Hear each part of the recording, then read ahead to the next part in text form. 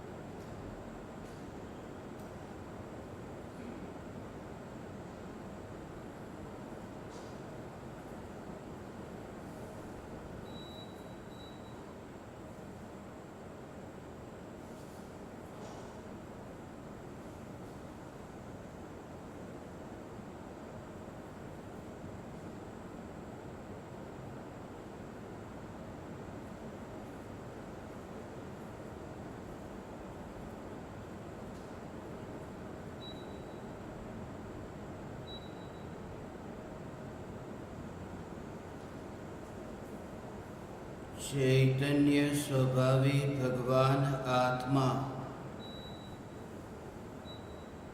अनादि अनंत शुद्ध चैतन्य मात्र है, ज्ञान मात्र है। मैं शुद्ध चैतन्य मात्र, ज्ञान मात्र, भगवान आत्मा हूँ। प्रति समय यह जागृति बनी रहे, इस जागृति का नाम धर्म है। देह की प्रत्येक क्रिया के काल में और विकल्पों के बहते प्रवाह के काल में ज्ञानी को प्रति समय यह जागृति रहती है कि मैं चैतन्य तत्व इस देह की किसी भी क्रिया में और विकल्पों के बहते प्रवाह में कहीं भी मिला नहीं हूँ। ऐसा शुद्ध चैतन्य तत्व मैं हूँ। प्रति समय स्वयं की शुद्ध चैतन्य सत्ता का बोध आत्म जागृति ही धर्म है। चैतन्य तत्व की स्व संवेदन प्रत्यक्ष निर्विकल्प अनुभूति होते ही देह होने पर भी देहातीत दशा प्रकट होती है। इतना ही नहीं, विकल्प होने पर भी विकल्पातीत दशा प्रकट होती है। चैतन्य तत्व की निर्विकल्प अनुभूति होते ही आत्मा में अतीन्द्रिय आनंद का सागर उछलता है। फिर भी ज्ञानी की दृष्टि उस अतीन्द्रिय आनंद के सागर की ओर भी नहीं जाती, जिस अतीन्द्रिय आनंद के सागर का अभी अभी जन्म हुआ है।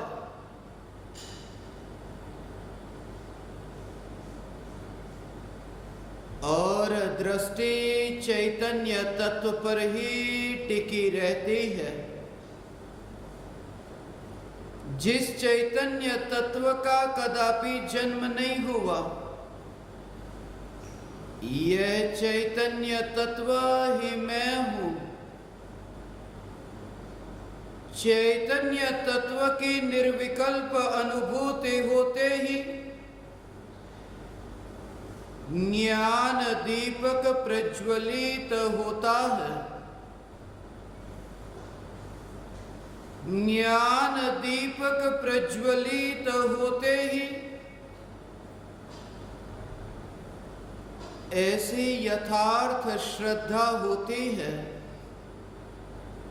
कि मैं त्रिकाल प्रज्वलित ज्ञान दीपक हूं। चैतन्य ज्योति की सत्ता के अतिरिक्त देह रूपी मिट्टी और रागादि भाव रूपी धुएं में कहीं भी फैला नहीं हूं। ज्ञान दीपक प्रज्वलित होते ही ज्ञानी स्वयं को राख की दीवार का पड़ोसी मानता है और मोक्ष मार्ग का मुसाफिर जानता है। ज्ञानी यह मानता है कि चैतन्य महल के पड़ोस में इस राख की दीवार का निर्माण हुआ है। चैतन्य महल के पड़ोस में ऐसी अनंत राख की दीवार का निर्माण हुआ। अनंत राख की दीवार बनी और बिखरी, फिर भी चैतन्य तत्व कायम रहा। चैतन्य तत्व राख की दीवार से अस्पर्शी रहा। यह चैतन्य तत्व ही मैं हूं, यह चैतन्य महल ही मैं हूं। चैतन्य महल के पड़ोस में भले ही अनंत राख की दीवार बने और बिखरे, फिर भी सम्यक दृष्टि की दृष्टि एकमात्र चैतन्य तत्व पर रहती है, चैतन्य महल पर रहते हैं। आज जिस विशेष दिन पर हम यहां मिले हैं, पूज्य गुरुदेव श्री कांजी स्वामी के जन्मोत्सव के प्रसंग पर हम यहां मिले हैं। आज जिस विषय पर हम चर्चा कर रहे हैं,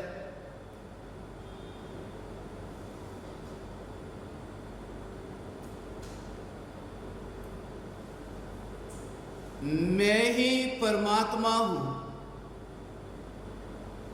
कल हमने थोड़ी चर्चा की थी।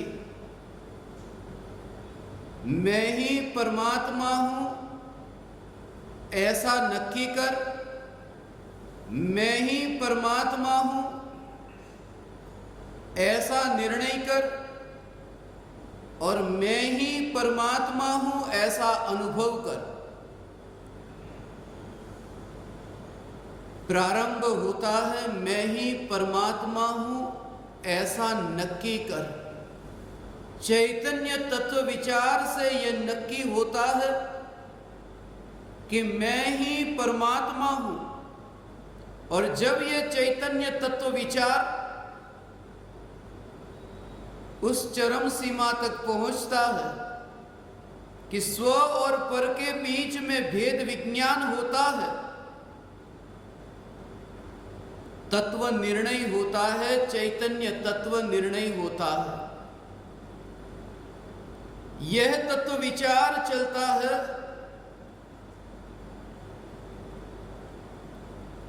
कि यह राख की दीवार के अनंत परमाणु मेरे शत्रु नहीं है। ये परमाणु शत्रु भी नहीं है और मित्र भी नहीं है। इन परमाणुओं के प्रति जो राग और द्वेष के भाव उत्पन्न होते हैं, उन राग और द्वेष के भावों को भी मैं ज्ञेय के रूप में देखता हूं। वे राग और द्वेष के भाव भी ज्ञान दर्पण की स्वच्छता में सिर्फ प्रतिबिंबित होते हैं। ऐसी स्वच्छ ज्ञान दर्पण की सत्ता, यह सत्ता मात्र भगवान आत्मा, यह मैं हूं। ज्ञान दर्पण की स्वच्छता दृष्टि में आते ही एक समय का राग का विकल्प तो दूर, जो ज्ञान की एक समय की पर्याय उन विकल्पों को जानने रूप परिणमित होती है, उस ज्ञान की एक समय की पर्याय में भी त्रिकाल ध्रुव चैतन्य सत्ता का दर्शन होता है। तब वह ज्ञानी देह होने पर देहातीत होता है। मगर यह तो निर्विकल्प अनुभव हो तब की बात है। उससे पहले यह निर्णय तो हो कि मैं ही परमात्मा हूं। निर्णय करने के लिए जीवन में जो क्षणिक का बोध हुआ, बार बार उस बोध को याद करना। इसलिए मैं ज्ञान दीपकों से यह कहता हूं कि क्षणिक के बोध की जो फूल की माला है, तुम गले में पहन करके जब भी कोई घटना घटे, तुम क्षणिक के बोध को याद करो। क्षणिक के बोध को याद करके तुरंत ही तुम्हारा ध्यान क्षणिक के बोध से हट करके नित्य की ओर जाए। आश्चर्य न हो क्षणिक का बोध हो उसमें, और क्षणिक का बोध स्मरण में भी आए तो आश्चर्य न हो। जैसे गुड़ का स्वभाव मीठा है, नींबू का स्वभाव खट्टा है, जैसे मिर्ची का स्वभाव तीखा है, जैसे नमक का स्वभाव खारा है, जैसे करेले का स्वभाव कड़वा है। बस उसी रूप में ये जाना कि संसार का स्वभाव स्वार्थमय है।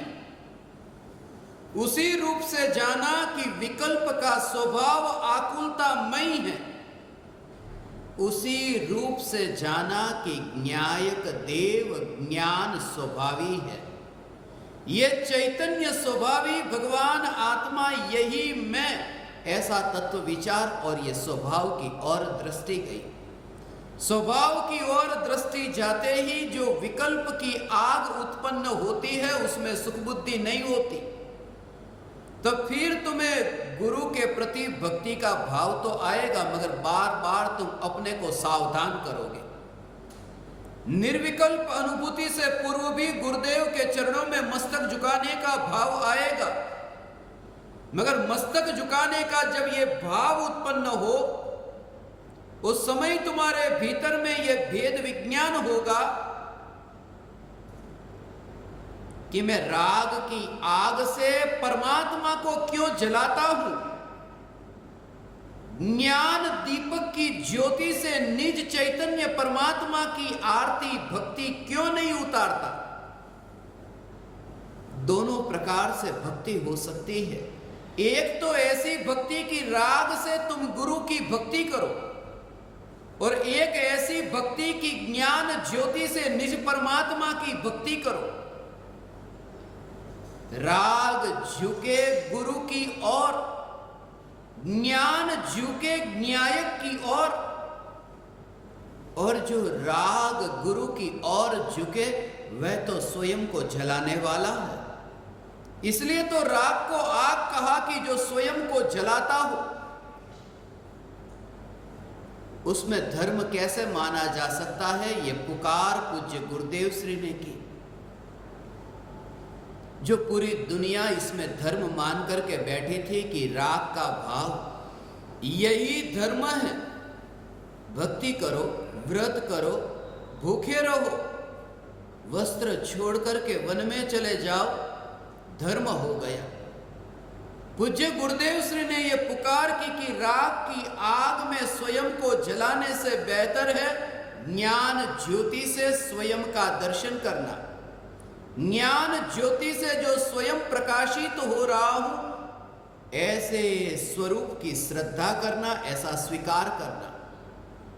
पर परमात्मा से निज परमात्मा की ओर आना, ये चैतन्य तत्व विचार के दौरान तुम्हारा ऐसा भेद विज्ञान हो। पर परमात्मा के विकल्प से निज परमात्मा की निर्विकल्प अनुभूति बेहतर है। इस बात को कहने में मुझे इतना दम नहीं लगता। ये तो कोई भी समझ सकता है कि आदिनाथ भगवान की भक्ति करने का जो विकल्प है, आदिनाथ भगवान का जो विकल्प है, उस विकल्प से निज परमात्मा की निर्विकल्प अनुभूति बेहतर है। मैं तो तुमसे ये कहता हूं कि आदिनाथ भगवान का जो विकल्प है, उससे भी बेहतर मैं परमात्मा हूं ऐसा जो विकल्प उत्पन्न हो, उससे भी बेहतर तुम जानना। निर्विकल्प अनुभूति नहीं। यहां दो बात है, एक तो मेरी निर्विकल्प अनुभूति और दूसरा कि मुझे जो विकल्प उत्पन्न होते हैं कि मैं चैतन्य परमात्मा हूं। ये विकल्प आदिनाथ भगवान के विकल्प से मैं ही परमात्मा हूं, ये विकल्प बेहतर है। ये बेहतर इसलिए है क्योंकि किसी भी जीव को निर्विकल्प अनुभूति होती है, तो निर्विकल्प अनुभूति के पूर्व आदिनाथ भगवान का विकल्प नहीं होता। मैं ही परमात्मा हूं, यह विकल्प होता है। इसलिए मैं ही परमात्मा हूं, यह विकल्प भी तुम बेहतर जानना पर परमात्मा के विकल्प से। भेद विज्ञान, पर परमात्मा, उन्हें परमात्मा कहा, वास्तव में है वे पर आत्मा। पर आत्मा से परमात्मा में आना, कहा उन्हें परमात्मा, मगर वह तो पर परमात्मा, पर आत्मा, पर परमात्मा, पर से हटकर के स्वयं में आए बिना निर्विकल्प अनुभूति नहीं। इसलिए हे ज्ञान दीपक, पर पदार्थ में ये राग की दीवार और इंद्रिय विषय के भोगों के विकल्प की बात तो दूर, आदिनाथ से लेकर के महावीर तक के विकल्प में भी नहीं अटक करके मैं ही परमात्मा हूं ऐसे विकल्प में भी मत अटकना। सिर्फ निर्णय दृढ़ रखना कि जब तक ये विकल्प की आग है, जब तक आकुलता है, जब तक कुछ पाना है, ऐसा विकल्प उत्पन्न हो रहा है, बस तब तक मैं आग में जल रहा हूं, तब तक मुझे निर्णय नहीं हुआ। तुम्हें ये भाव आता है कि मैं भगवान होना चाहता हूं, तुम्हारी दृष्टि में इतना तेज हो कि तुम्हें स्पष्ट दिखाई दे कि मैं परमात्मा होना चाहता हूं। ये चाह में तो दुख है। मैं परमात्मा होऊंगा, कब होऊं मैं परमात्मा?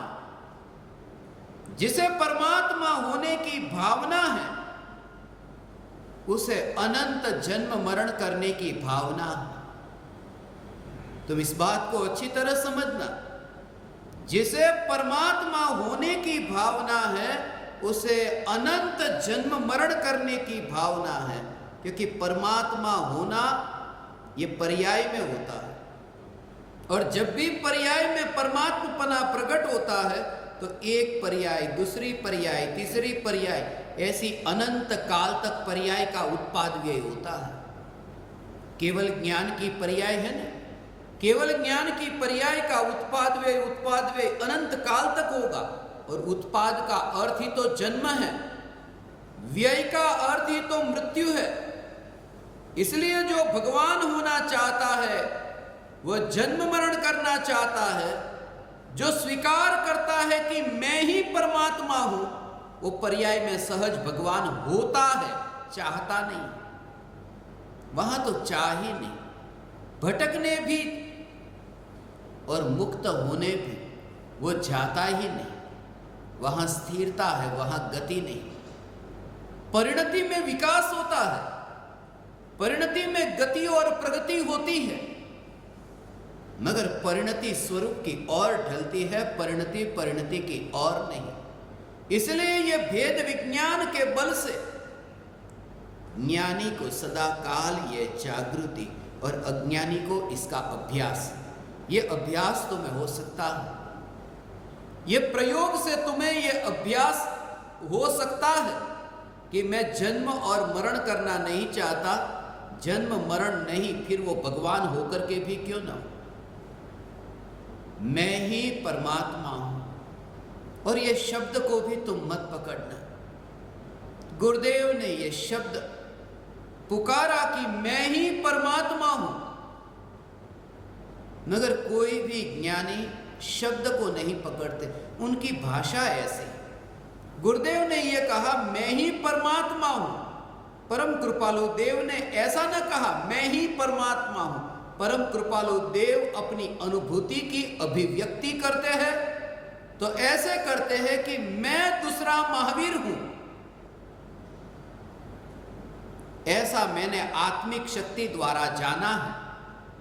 मैं दूसरा महावीर, शब्द कोई दूसरा है। गुरुदेव का शब्द और कृपालु देव के शब्द में भेद है, भाव में भेद नहीं है। इसलिए शब्द के भेद में तुम मत अटकना।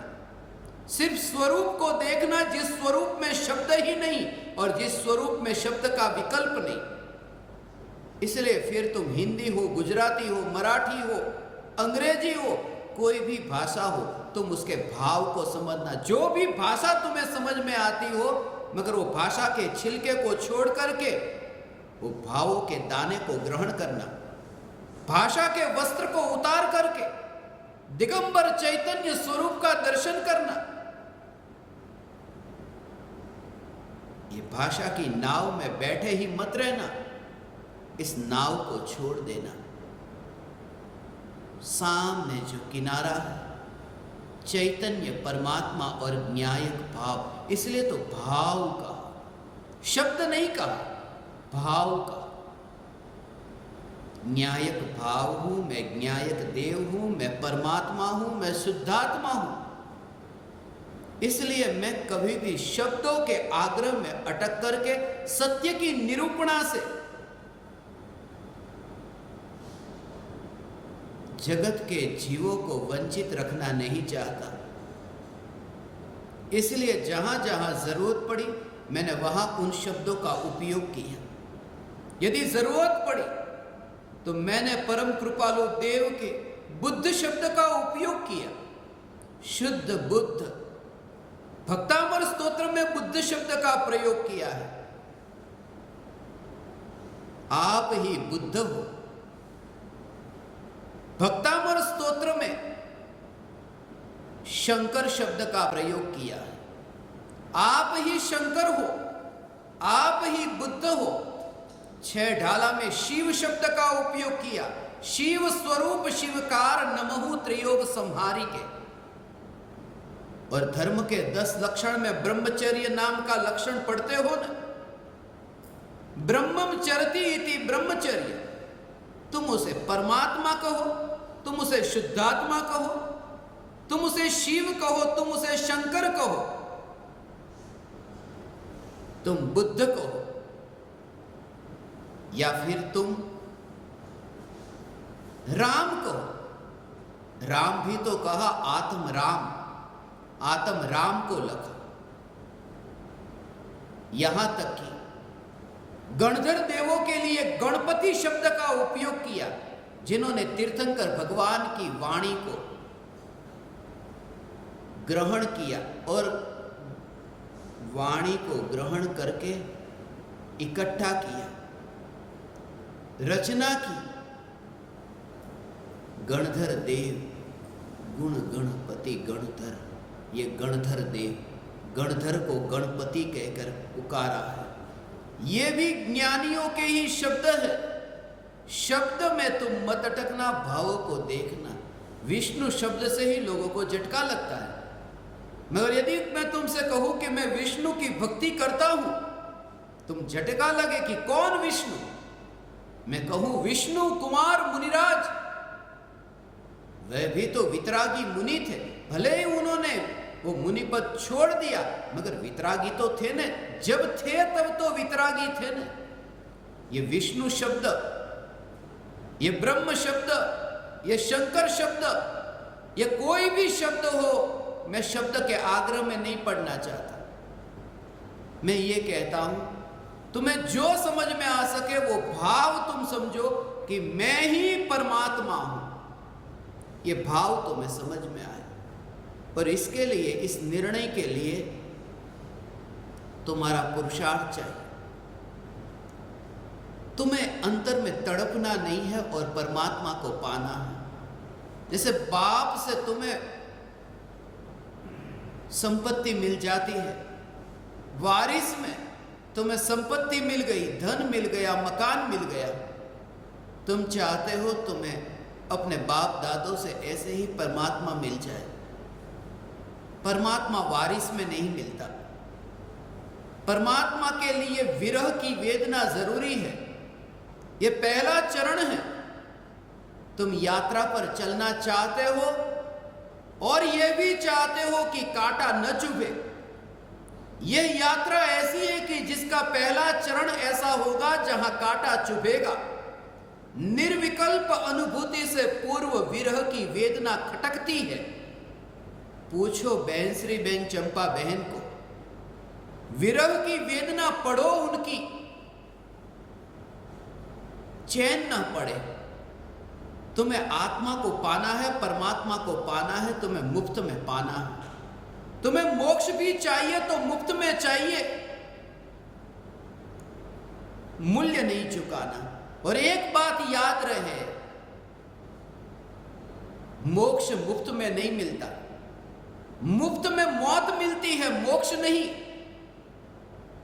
अनंत बार मौत मिली बिना पुरुषार्थ के। और जब मैं तुमसे कहूं कि मुफ्त में नहीं मिलता, उसका मतलब यह नहीं कि तुम्हें कुछ धन चुकाना पड़ेगा, तुम्हें कुछ रुपये चुकाने पड़ेंगे, ऐसा नहीं। तुम्हें अपना सर्वस्व समर्पण करना होगा। अर्थात मैं संसार की अनित्यता के बोझ से इतना भरा हूं कि अब एकमात्र परमात्मा का ही विचार चलता है, जो ज्ञान दीपकों को चलता है। जो तुम ये कहते हो कि जो भी घटना घटे, अब तो बार बार वही याद आता है, विचार आता है, चिंतन चलता है। अब कोई बुरे शब्द कहे या कोई गुणगान गाए, मुझे बस आत्मा का विचार चलता है जो सुना है। मगर सुना हुआ जो है, उससे तुम्हारी शुरुआत तो हुई, उससे विचार तो तुम्हारा प्रारंभ हुआ। शुरुआत ऐसे ही होगी, पुरुषार्थ से। परमात्मा कहाँ है? मैं ही परमात्मा हूं, मैं ही परमात्मा हूं, मैं ही परमात्मा हूं। जिन्होंने ये पुकारा, ऐसे पूज्य गुरुदेव श्री कांजी स्वामी की आज जन्म जयंती है, आज जन्मोत्सव है। गुरुदेव का जन्मोत्सव एक छोटे से गांव में, उमराला में गुरुदेव का जन्म हुआ। आज इतने वर्षों के बाद में भी, आज 131 वर्ष पूरे हुए गूगल के रिकॉर्ड के हिसाब से। विकिपीडिया पर तुम देखो, 1890 21 अप्रैल के दिन गुरुदेव का जन्म हुआ था, अंग्रेजी कैलेंडर के हिसाब से। और हमारे भारतीय गुजराती हिंदी कैलेंडर के हिसाब से विक्रम संवत 1946 में वैशाख शुक्ल दूज के दिन, आज ही के दिन गुरुदेव का जन्म हुआ था। ये अभी वर्तमान में आज वैशाख शुक्ल दूज का ही दिन है। 2077 की साल चल रही है। 1946 में जन्म हुआ था। आज 131 वर्ष पूरे हुए। मगर आज सुबह से मुझे ये विचार चल रहा था, 131 वर्ष गुरुदेव के पूर्ण हुए। कैसा होगा ये गांव 131 वर्ष पहले? आज 131 वर्ष के बाद में भी मुझे यहां सत्संग के लिए आना था। आपने देखा बिजली नहीं थी। मुझे ये विचार आता है कि आज के इस जमाने में 131 साल के बाद में भी यहां घना अंधेरा हो जाता है, तो उस जमाने में इस गांव का हाल क्या होगा? और ऐसे काल में, ऐसे छोटे से गांव में, छोटे से मकान में पूज्य गुरुदेव श्री का जन्म हुआ। और किसको पता है कौन कहां पैदा हुए, और पूरे पृथ्वी में, इस पृथ्वी के देश देश में जिनके निमित्त से ये पुकार पहुंची कि मैं ही परमात्मा हूं।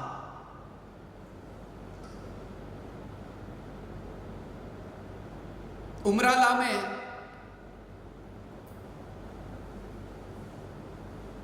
मुझे हमेशा ये बात याद आती है, जब मैं लोगों को कहता हूं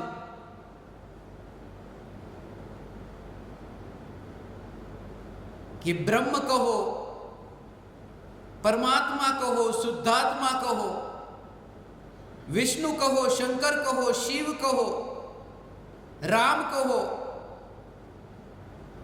मुझे कोई पूछते हैं इसमें किशन कन्हैया का नाम तो नहीं आया,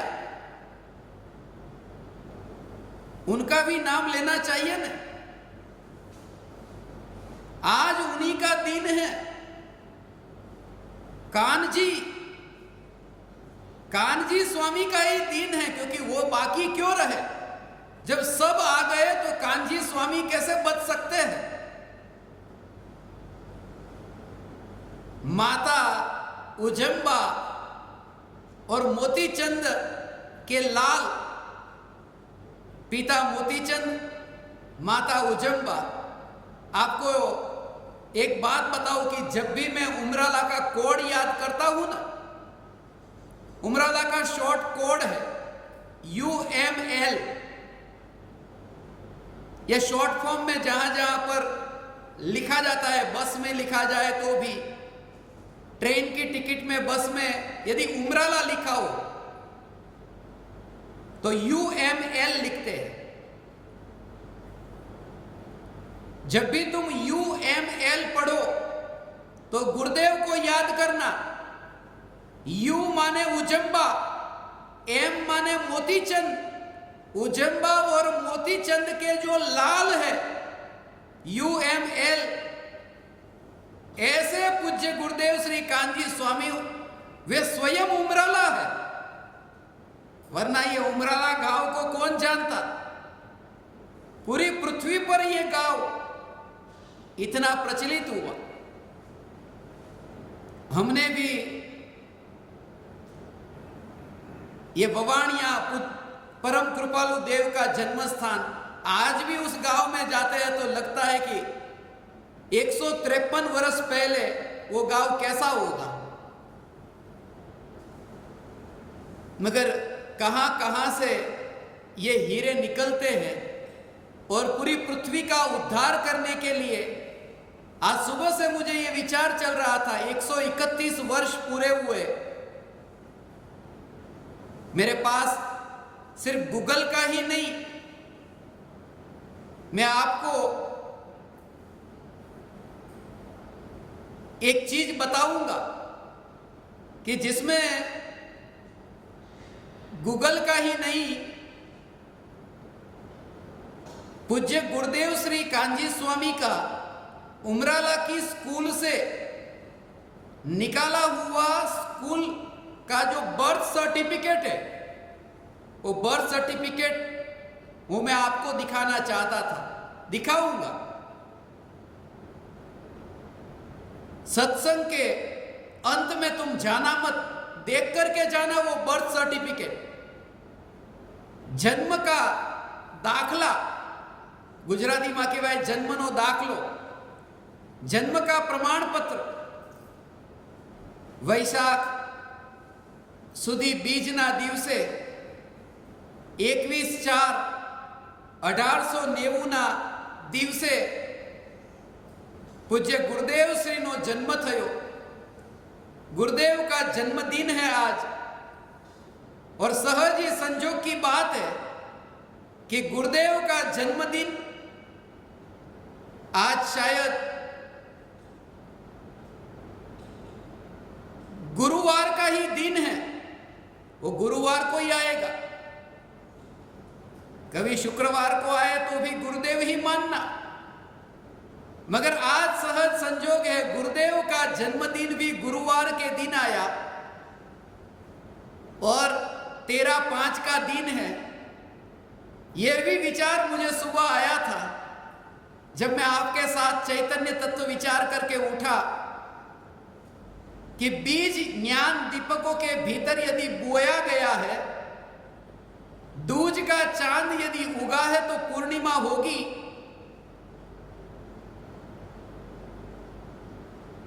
तेरह 5 तुम्हें 13वें गुणस्थान में 5वां ज्ञान प्रकट होगा। वो 5वां ज्ञान केवल ज्ञान है, वो पूर्णिमा है। मति श्रुत अवधि मन पर ये केवल 5वां ज्ञान केवल ज्ञान है जो 13वें गुणस्थान में प्राप्त होता है। हे ज्ञान दीपक, तुम्हारे भीतर में ये बीज बोया है तो निश्चित रूप से अनुभूति होगी, मगर बीच रास्ते से तुम भाग मत जाना, क्योंकि ऐसा होता है। आज का दिन तो सगाई का दिन है, कल का दिन तो बात पक्की हो गई थी, आज तो सगाई का दिन है, निर्णय करने का दिन है। मैं कल आपको एक बात बताना भूल गया कि अंगूठी लेकर आना, आज का दिन सगाई का दिन है। हथेली में अंगूठी लेकर के आना, हथेली में अंगूठी नहीं। लोग कहते गुरुदेव है वो तो ऐसे महान है कि हथेली में रखे आंवले की भांति हथेली में आत्मा को रख करके समझा देते हैं। गुरुदेव को कोई पूछता कि आप हथेली में रख करके आत्मा को समझा देते हैं आंवले की भांति, गुरुदेव ये कहते हैं कि हथेली में रखने की जरूरत ही क्या है, वो यहां है ही। आप में यदि ताकत है तो चलो गुरुदेव हमको आत्मा दिखा दो हथेली में। तो गुरुदेव ये कहते हैं कि मैं तो हथेली में आत्मा यहां दिखा रहा हूं, तुम्हारे में ताकत है तो देख लो, मैं तो दिखा रहा हूं। पुरुषार्थ तुम्हारा चाहिए। यदि तुम्हारी आंख अंधी है और तुम्हें दिखता नहीं, तो अनंत ज्ञानी भी तुम्हें दिखाए तो तुम्हें दिख नहीं सकता। आज पूज्य गुरुदेव श्री के 131 वर्ष पूर्ण हुए, 132वां शुरू होगा। 131 वर्ष, यह भी मुझे विचार आ रहा था गुरुदेव का। 131 131 ये विचार चल रहा था। एक आत्मा की पहचान किए बिना द्रव्यलिंगी मुनि हुआ, और द्रव्यलिंगी मुनि होकर के मिथ्या दृष्टि मुनि 9वें ग्रहवेक में गया। 9वें ग्रहवेक में 31 सागरोपम वर्ष का आयुष्य भोगा। 131 से यह स्मरण में आया, 131 सागरोपम वर्ष का आयुष्य भोगने से बेहतर है, 31 सागरोपम वर्ष का आयुष्य भोगने से बेहतर है एक चैतन्य तत्व की निर्विकल्प अनुभूति हो जो अब तक एक भी बार नहीं हुई। निर्णय हो तो फिर अनुभव होगा। सगाई का दिन है, मगर संतुष्ट मत होना, आगे जाना है। क्योंकि ऐसा भी बहुत बार होता है कि सगाई हो जाए और शादी न होए।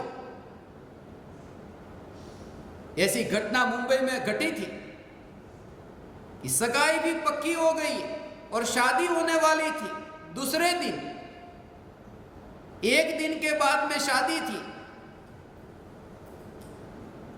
और उससे पहले ही लड़की वाले ने मना कर दिया कि यह शादी नहीं करनी। सगाई भी हो गई थी, हो सकता है सगाई के बाद में शादी ना हो। और अभी तो थोड़े दिन पहले अखबार में पढ़ा था, गुजराती अखबार में था, सच्ची घटना थी कि शादी के लिए बारात भी निकल गई और वर और वधू ये दोनों मंडप में बैठे हैं। शादी के फेरे ही फरने, पंडित फेरे की तैयारी कर रहा था कि तभी पता चला, पंडित ने कहा लड़के और लड़की के मां बाप आए, मगर लड़के की मां और लड़की का पिता ये आए ही नहीं। और बाद में पता चला कि दोनों को प्रेम हो गया और वो भग गए। अब बेटी और बेटे की शादी थी और यहां पर तो कोई और ही शादी हो गई। इसलिए ये मत समझना कि सगाई होती है तो शादी हो ही जाएगी। तुम निर्णय करो, यह प्रक्रिया है, मगर निर्णय में भी अटकना मत। अनुभूति तक पहुंचना, और अनुभूति तक पहुंचने के लिए ही यह हमारा प्रयोजन है, चैतन्य तत्व विचार। यही हमारा प्रयोजन है। आज तो दूज का दिन है, गुरुदेव का जन्मोत्सव है, मगर असली खेल तो कल है। जो लोग पहले 2 दिन नहीं आए ना, वो कल जरूर आना, क्योंकि कल तो अनुभूति का दिन है। और कल एक खास दिन है, अक्षय तृतीया का दिन। बहुत सी जगह पर शादी होती है अक्षय तृतीया के दिन। मेरी ही 2 बहनों की शादी अक्षय तृतीया के दिन ही हुई थी। तो कल तो शादी का दिन है, अनुभूति का दिन है। इसलिए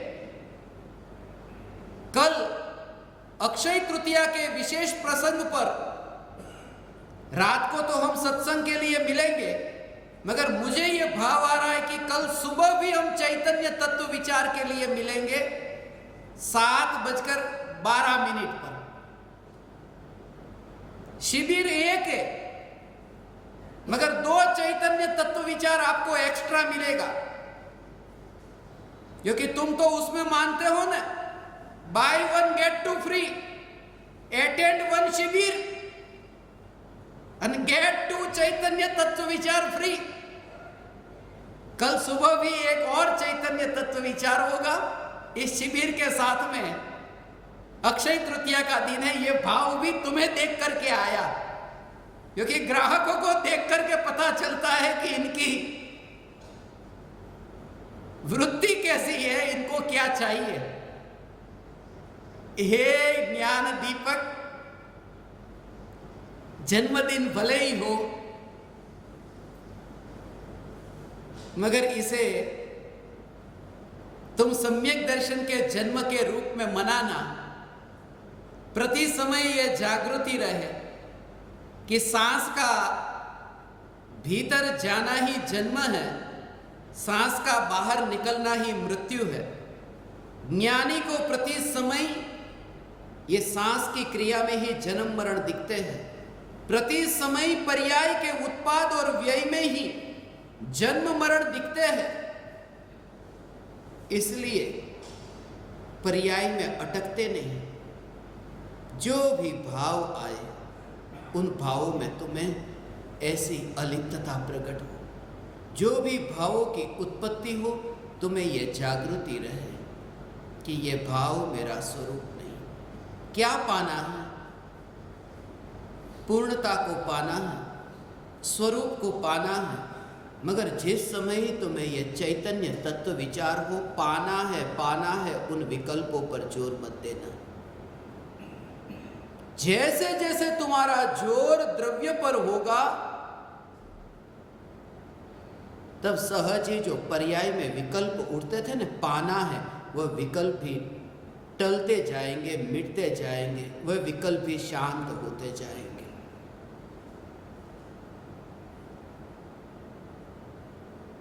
तब तुम्हारी पहचान ही बदल जाएगी। फिर तुरंत ही तुम्हें ऐसा भेद विज्ञान होगा। कहे कोई भी तुम्हें तुम्हारे शरीर के नाम से, शरीर के रूप और रंग से, मगर तुम्हें तत्क्षण भेद विज्ञान होगा कि ध्रुव सत्ता तो अलिप्त रहती है। ध्रुव सत्ता के बारे में कुछ कहा ही नहीं। ये जागृति, जैसे तुम मोहरा पहन करके बच्चे खेलते हैं ना, चेहरे पर भूत का मोहरा पहना हो, ये देखो जाग गया। छोटा बच्चा है मगर सुनते ही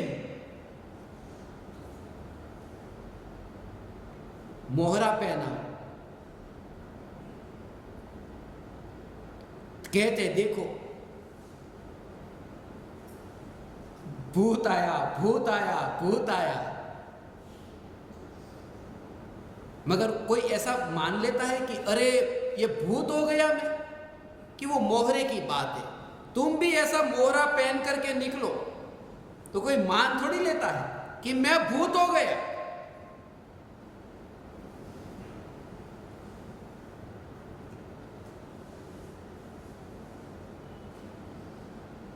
ज्ञानी भी ऐसा ही। कोई कहे तुम सुंदर दिखते हो, तुम कुरूप दिखते हो, और यहां तो ये भाव भी आता है कि मोहरा पहना है। ज्ञानी को तो वह भी नहीं कि मैंने ये देह को पहना है, ये देह का मोहरा मैंने पहना है, यह भाव भी ज्ञानी को नहीं। यह जागृति ऐसी चैतन्य तत्व की। इसलिए हे ज्ञान दीपक, मोहरा पड़ा है दुकान में, तुमने न खरीदा है न तुमने पहना है, तो फिर उतारने की बात ही नहीं। उस समय तुम्हें चैतन्य चैतन्य चैतन्य की ध्रुवता का दर्शन। फिर तुम इन परमाणुओं को ग्रहण ही नहीं किया, उस रूप में देखते हो है। मगर जहां चैतन्य की परिपूर्णता को ऐसे तुम देखो कि कहां से ग्रहण करें। चैतन्य के प्रदेशों में तो ज्ञान है, और ज्ञान में ग्रहण करने के लिए वो लोचुंबक हो तो लोहे को खींचे अपनी ओर। मगर ये तो चैतन्य है, परमाणु को कैसे खींचे अपनी ओर। जो चैतन्य है वो परमाणु पुद्गल पिंड को कैसे खींचे अपनी ओर। ऐसा जो चैतन्य स्वभाव, ये चैतन्य मात्र में भगवान आत्मा, ये जागृति तुम्हें हो कि तुम देहातीत होते हो। ये देह होने पर देहातीत होना हुआ। हे ज्ञान दीपक, फिर कोई मोहरा नहीं, कोई मुर्दा नहीं, कोई देह नहीं, कोई देहधारी नहीं। ऐसी दशा तुम्हें प्रकट हो। पूज्य गुरुदेव श्री का आज जन्मोत्सव है, मगर तुम्हारे मिथ्यात्व की मृत्यु का दिन हो। मिथ्यात्व की मृत्यु का दिन, आज का दिन परमात्मा की उपलब्धि, परमात्मा की प्राप्ति तुम्हें होगी। भगवान प्रति समय ये जागृति तत्व विचार से प्राथमिक भूमिका है। तुमने शुरुआत की। सकारात्मक दृष्टिकोण से यदि तुम विचार करो तो फिर तुम्हें मांस न दिखेगा। ये मुर्दे की बात ही मत छेड़ो, ये देहधारी हूं ये बात ही मत छेड़ो। पहला घड़ा ही तुम चैतन्य की परिपूर्णता सीधा घड़ा रखो कि मैं परिपूर्ण, वहां से ही तुम्हारी शुरुआत हो। और जाना तो है, मगर जाने से पहले इतनी दृढ़ता आ जाए कि देह बिखरता हो मगर घनता न बिखरे, ये तुम्हें जागृति भीतर में रहे। ऐसी जागृति तुम्हें भीतर में रहे। देह तो बिखरता हो, फिर तुम्हें स्वयं की सुरक्षा की जरूरत नहीं, क्योंकि घन स्वयं सुरक्षित है। परमाणु को बिखरने से तुम्हें रोकने की चेष्टा मिट जाती है, वो अहंकार मिट जाता है।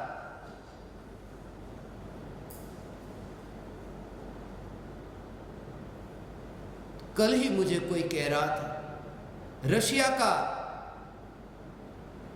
जो राष्ट्रपति कह रहा था कि 3000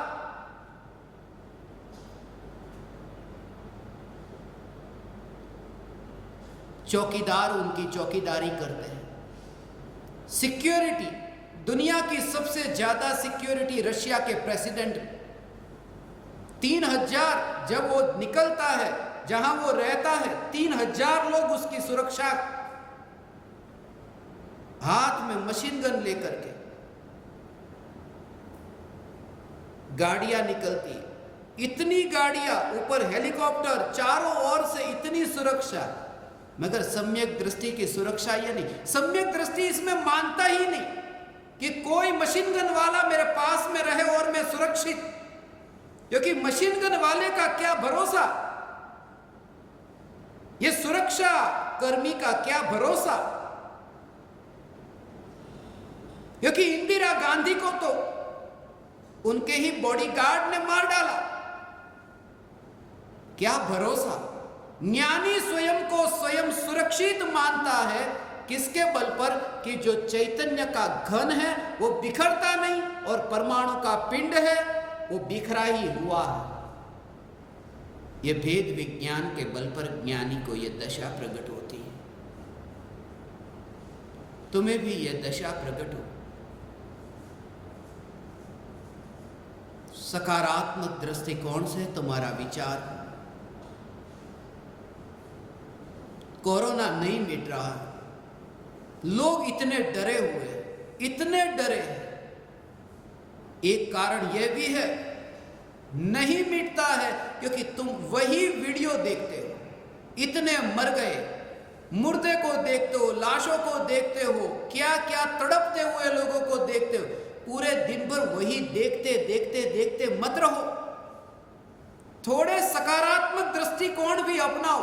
पूरी दुनिया में यही बात भी चलती, बहुत खराब, बहुत खराब, बहुत खराब। उसमें मेंटली, विचारों से ही तुम घायल होते हो। शरीर से तो जब होते हो, बहुत लोग तो ऐसे ही बीमार हो जाते, तड़प के मरते हैं, डर से मरते हैं। इसलिए कहता हूं सकारात्मक दृष्टिकोण कि मैं ही चैतन्य परमात्मा, मैं देह नहीं, गुरुदेव का जन्मदिन नहीं। गुरुदेव की तो थोड़े समय की यहां की यात्रा थी, उमराला से मुंबई तक की यात्रा। ये दोनों महापुरुष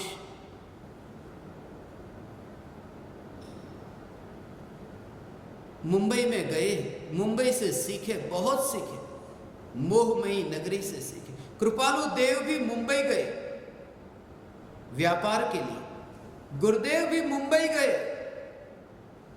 व्यापार के लिए। ज्ञान का व्यापार, ज्ञान का व्यापार, ये ज्ञान का प्रचार, ये भी तो बांटा, बेचने नहीं, बांटने। ज्ञानी बांटता है, अनहद करुणा का भाव है, बांटता है, कंजूस नहीं होता, ईमानदार है कि जो मुझे मेरे गुरु से मिला है, ये मैं यहां तक कि क्यों रखूं, और भी जीवों को मिले। भाव आता है ज्ञानी को, यह बात अलग है कि सुख बुद्धि नहीं, मगर भाव आए बिना नहीं रहता। यही तो उपकार है, वरना हमें ये बोध कौन देता, मैं ही परमात्मा हूं।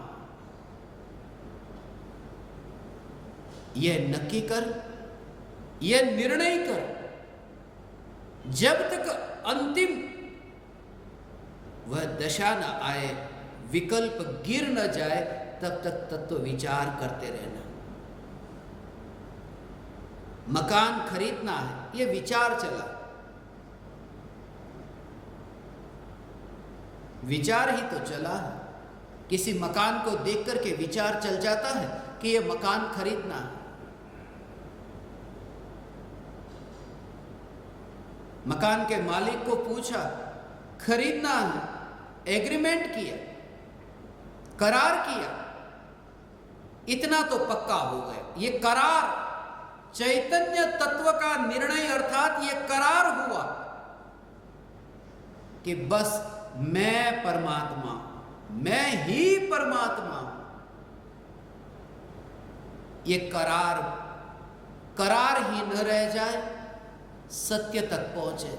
भवन में प्रवेश हो, सिर्फ बाहर से ही ये देख करके, सिर्फ कल्पना से ही इस महल का भोग न हो, निर्विकल्प होकर चैतन्य महल का भोग हो।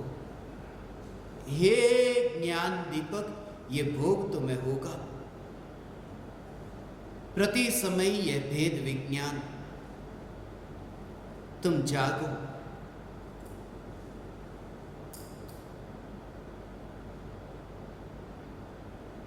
अभी तुम जागे नहीं, अभी सोए हो। अभी तो परमात्मा की पुकार थोड़ी देर तुम सुनते हो, तुम्हें लगता है बस अब समय हो गया।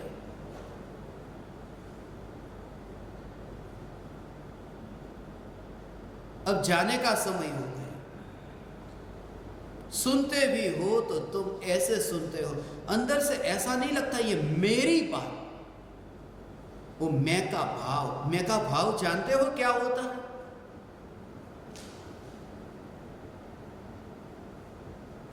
जैसे तुम्हारा नाम रमेश है और मैंने ये कहा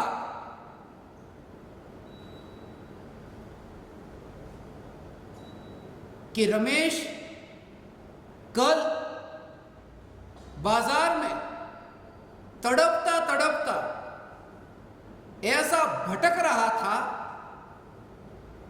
कि तुरंत ही जो रमेश खड़ा होगा, क्या कहा मुझे, तड़पते तड़पते मैं भटक रहा था, आपने मेरे बारे में ऐसा क्यों कहा? एक ये वाक्य कि रमेश बाजार में तड़पता तड़पता दुखी होता भटक रहा था, कैसा लगा उस व्यक्ति को?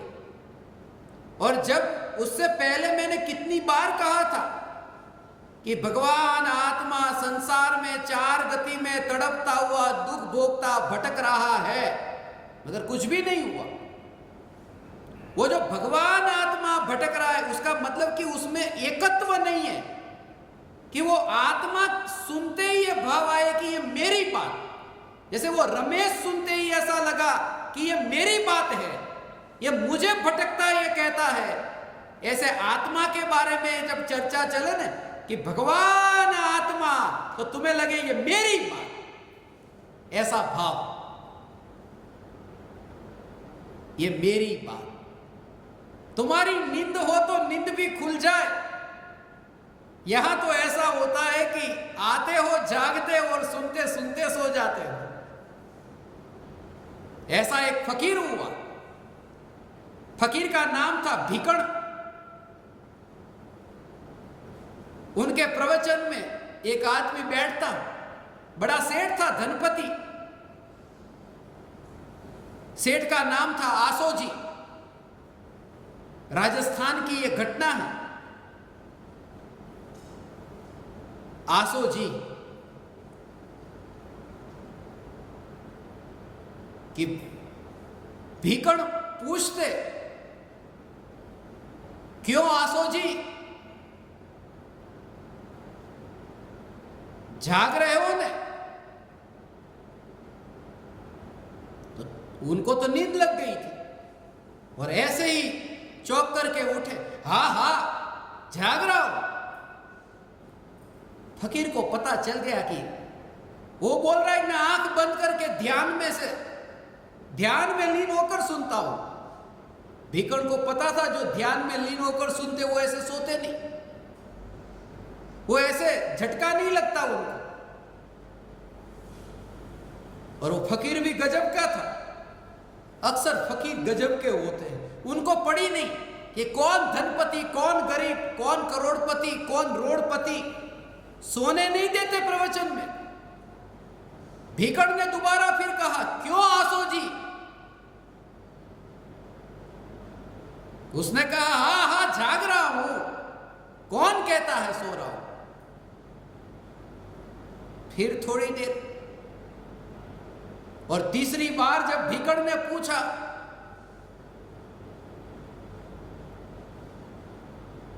क्यों आसो जी सो रहे हो? कौन कहता है मैं सो रहा हूं? बहुत हो गया आप मेरे पीछे पड़े हाथ धो करके। कौन कह रहा है मैं सो रहा हूं?